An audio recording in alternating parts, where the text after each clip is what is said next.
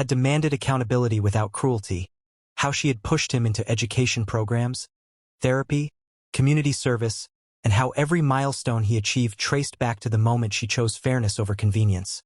Her eyes glistening but her posture unwavering as she listened, and the bride stepped forward then,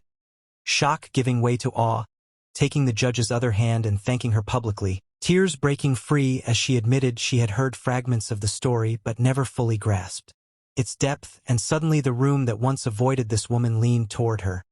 respect replacing suspicion in a wave that felt almost physical, the bride's mother lowering her head in quiet shame,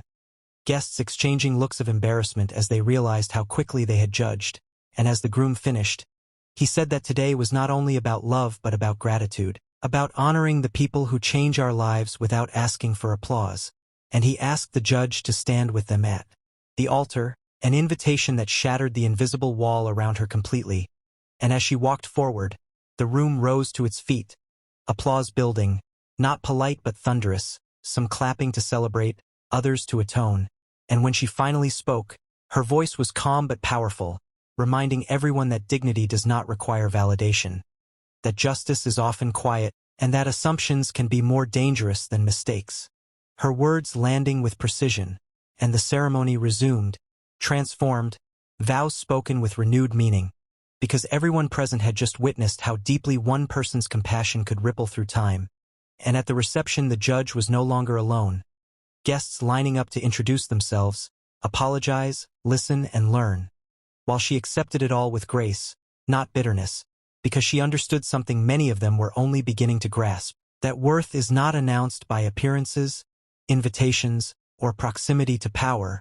but by actions taken when no one is watching. And as the night wore on and laughter replaced tension, the wedding became a story people would tell for years, not about flowers or music, but about the moment a room full of assumptions was forced to confront its own blindness. And the woman everyone avoided became the quiet center of a lesson none of them would ever forget. Everyone noticed her the moment she walked into the wedding hall, not because she was loud or flashy,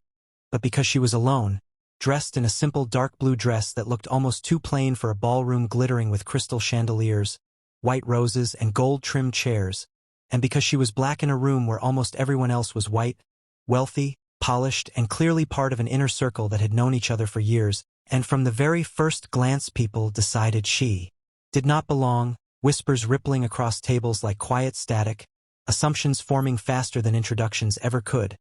some guessing she was hired help who wandered in early, others thinking she must be a distant acquaintance who misunderstood the dress code, and a few, more unkind, wondering why she had been invited at all, because she carried herself calmly, eyes observant, posture straight, hands folded neatly in front of her as if she were used to waiting without complaint. And whenever she met someone's gaze she offered a polite smile that was rarely returned, guests subtly turning their bodies away from her. Empty seats remaining on either side as if an invisible barrier surrounded her chair, and the longer she sat there the more the avoidance felt intentional, almost practiced, like a silent agreement that she was to be kept at a distance, while conversations at nearby tables continued in lowered voices about business deals, vacation homes, and family legacies, none of which included her, and when the bride's mother glanced in her direction her lips pressed together in visible discomfort,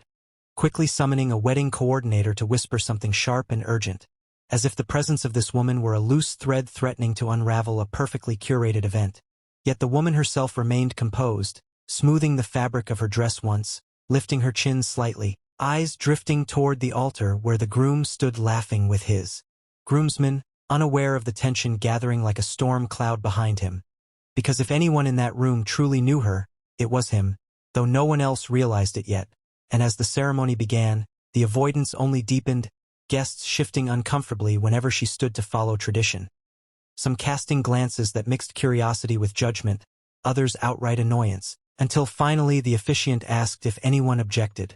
And a breathless hush filled the hall, not because anyone planned to speak, but because anticipation sharpened every sense. And then, just as vows were about to be exchanged, the groom raised his hand and said, "Wait."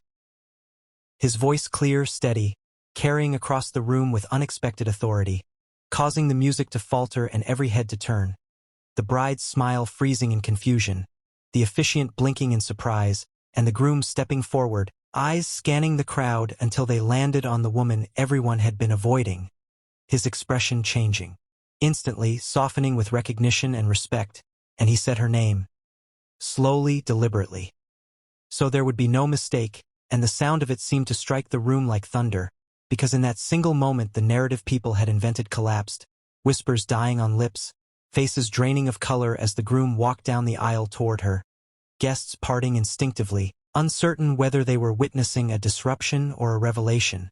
And when he reached her, he took her hand. Without hesitation, turning to face the crowd and saying that before he could marry the love of his life, there was something everyone needed to understand, that the woman standing before them was the reason he was standing there at all, because years ago, when he was a scared, angry teenager headed toward prison after a series of mistakes no one in this room ever knew about, she had been the one appointed to his case, the judge who looked past his record and saw potential, the judge who refused to let the system discard him, who challenged him, disciplined him, and believed in him when belief was the harder choice. And a collective gasp swept through the hall as realization dawned, because the out-of-place woman was not only a judge, but the judge, a respected figure whose rulings had quietly shaped lives, including the groom's, and he went on to explain how she